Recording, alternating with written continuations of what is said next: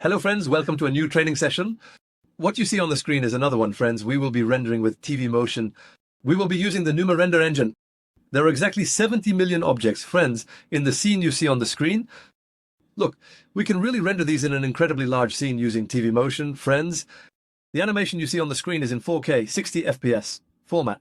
And as you can see, we can achieve smooth rendering with the animation, friends. The important thing about Twinmotion is actually, besides its own objects, the importance of the objects you use from outside, which I will also show during the lesson. This will be exclusive content for our YouTube channel, friends. I'll show you how important the objects you use from outside are during the lesson. This will be exclusive content for our YouTube channel, friends. You will also see a rainy version of the scene you see here. We will prepare all of these. The house was taken from Warhouse. He couldn't do anything. It was just placed on the model. The Twinmotion box settings have been adjusted, as you can see around, friends, and we will show you the best way to render with Twinmotion. We will see how you can render using Lumen and Pet Trace, friends. I want to show you a few render visuals. These are actually the demo visuals we initially captured, because the transition from here to there was a bit different, because it was a scene that required a lot of trials, friends. I worked on a scene for 10 days. If you watch this video all the way to the end, or if you watch the next video in this series all the way to the end, you will really get higher quality visuals than this. These are, of course, the initial test visuals we captured. These are the visuals we captured on a sunny day, friends. Look at this sunny weather. Here, it transitions to HDR imagery. This has become one of the most liked visuals in the Twinmotion group. Friends, I want to show you the other render frames here. Look, this is a render frame taken from above. And soon I will show you something very important. I want to say something. It's about Photoshop, friends. Now look at these. Look, here we have another frame. Look at the quality of the plant texture we have.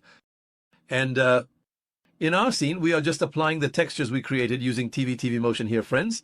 We're not doing anything else. Apart from that, it is of such high quality. You will also be able to get the render, thanks to the tips I've shown you. There's a way to use Twinmotion, friends.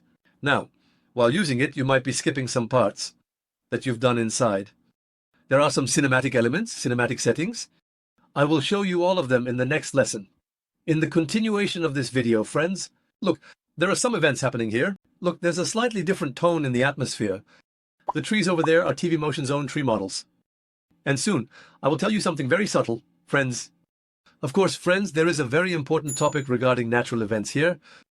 Regarding natural events, you can directly create a snowy, rainy, muddy scene with Twinmotion, so your scene can change instantly.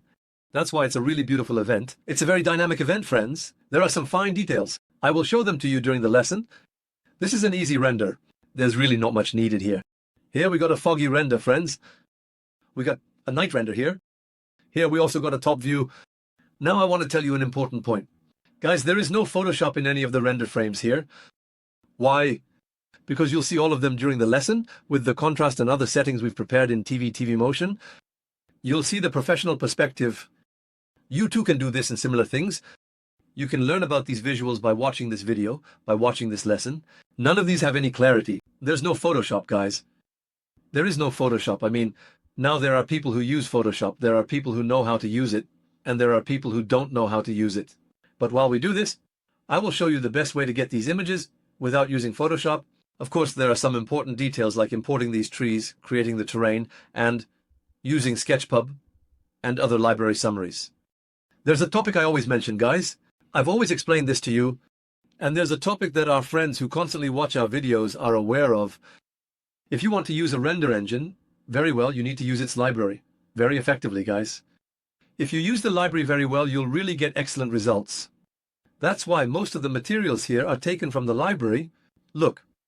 Like the way a tree branch here creates an ambience. You can take a camera from here.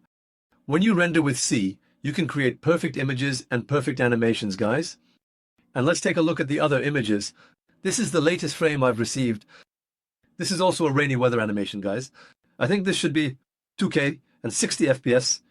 You will see how all of these were obtained in this lesson, guys. Before we move on to the next lesson, I want to say something very important. I'm trying to prepare some really amazing content for you on our channel, guys. I assure you, the content I've prepared is not available in Turkey nor in Europe, and the effort you've put in is evident. This work is a 10-day Novana project, guys. Preparing this work and explaining it to you